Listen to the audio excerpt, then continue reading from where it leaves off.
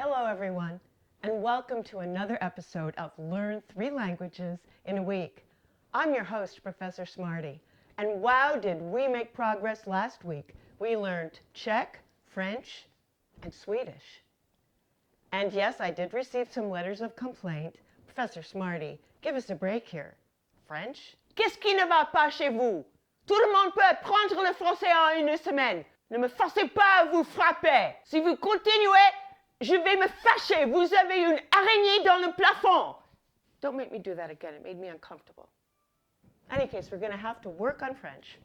So let's go to one of the easier languages, which is Estonian. Now, I may have showed you last week that when you're visiting Estonia or some of the other Baltic countries, you may have need of a few extra umlauts, which is why I always travel with my handy-dandy umlaut sticker.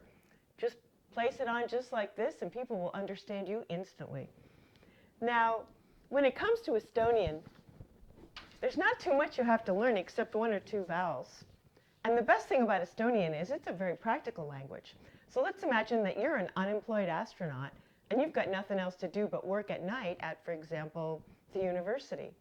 You could say, for example, Kuuria tuulikulis.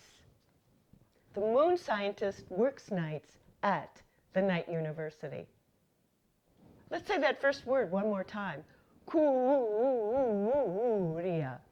It also comes in very handy if your car won't start. Now, some of you might have already lost your job as a moon scientist or an astronaut, which means that you need to visit the legal aid department of the university, in which case you want to go to the Uuliulikulina Tuugisbussiburo.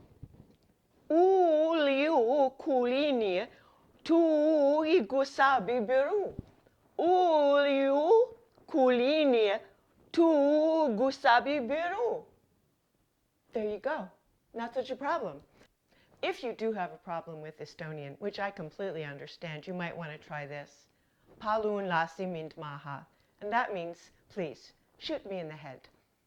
Okay, our next language isn't that hard at all. That language is Icelandic.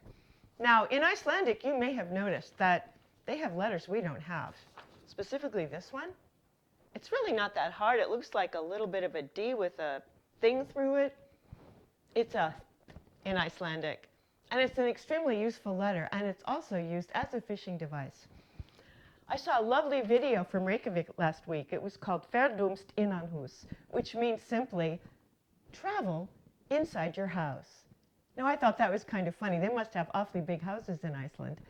And then I realized, no, they probably mean it metaphorically. But you should also know, most Icelanders live on top of volcanoes, little tiny volcanoes. So, the next time you want to talk to an Icelandic person, you can say, Mér leiðist ekki. Jeg bý í fyr eldfjalli, which means, I'm never bored. I live on top of a tiny volcano. If you want to mention which volcano, you can throw this one in. Eyjafjallajökull. Eyjafjallajökull.